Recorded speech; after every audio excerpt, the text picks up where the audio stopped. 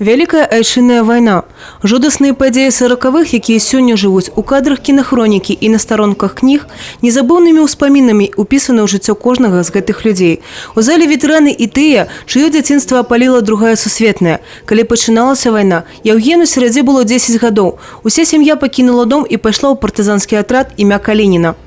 Осваивали технику военную, учились стрелять из пистолета, из автомата.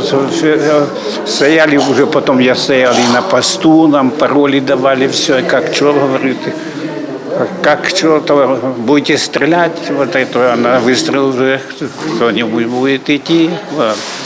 А в 1944 году, когда немец облаву делал на партизан, вот это, то вообще это страшно было.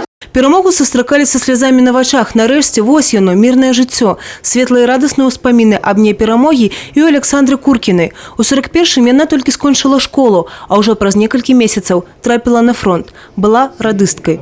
В День Победы я дежурила на станции.